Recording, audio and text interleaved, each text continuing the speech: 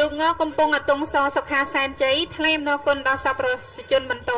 លោកទៅច័ន្ទរិទ្ធនិងភរិយាដែលមកដល់ទីប្រាច់ព្រាត់សូមរំលឹកសារជាថ្មីបងសូមជើញឲ្យបានរួសរាន់បន្តិចព្រោះយើងអស់ហើយអាខ្លីនេះអស់ត្រឹមប៉ុណ្ណឹងឥឡូវយើងឡើងទៅបងជុំមកទៅដល់យូរដែរណានឹងដល់ຂະຫນາດវែងអនុមកហើយមកបាត់ហើយមកហើយទូកຂະຫນາດវែងមកដល់ហើយចាញ់មកហើយគឺបាទខ្សែទឹកខាងក្នុងសវណ្ណកេណោស្រុកពោធិ៍រៀង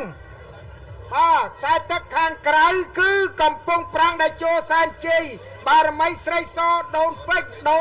មិនដូនទេដូងពេជ្រនេះមានឯកសន្តានដួងណាដាក់ស្អូវិញដួងពេជ្របាទឯកសន្តានពណ៌បៃតងពណ៌បៃតងខ្ចី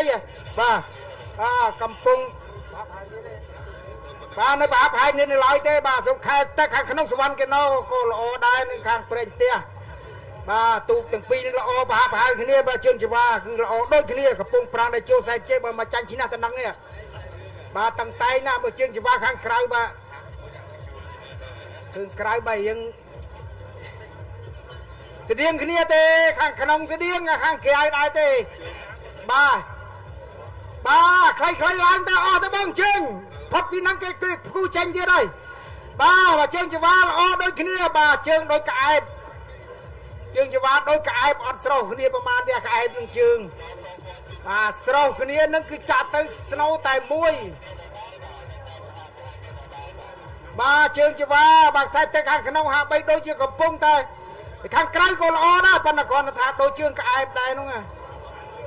បាទប្រហាក់ប្រហែលនេះឡើយតែងាប់រស់ទៅហ្នឹងក្បាលទូកសិតតែងើបដូចគ្នាវើយអូមកហើយវើយចិត្តដល់ទីហើយខ្សែទឹកខាងក្នុងហាក់បីដូចជាមាន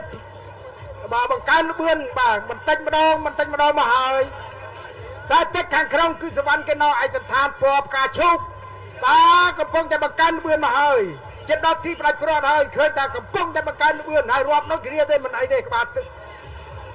បាទចិត្តដល់ទីផ្ដាច់ព្រាត់ហើយឃើញតាដល់ទីផ្ដាច់ព្រាត់ឃើញតាសវណ្ណកេណោបាទមកដល់ទីផ្ដាច់ព្រាត់មុនបាទកំពុងប្រាំងដែលចូលសែនជ័យបារមីស្រីសដួងពេជ្របាទដួងពេជ្រឃើញតែជើងចង្វានឹងល្អប្រហែលគ្នានៅឡើយទេបាទខ្សែទឹកខាងក្នុងកំពុងប្រាំងដែលចូលសែនជ័យបារមីស្រីសដួងពេជ្របាទស្រុកពីរៀងឯខ្សែទឹកខាងក្រៅគឺសវណ្ណកេណោខ្សែទឹកខាងក្រៅសវណ្ណកេណោពួកអាវឯកសន្តានគឺអាវពណ៌ផ្កាឈូកសវណ្ណកេណោឯខ្សែទឹកខាងក្នុង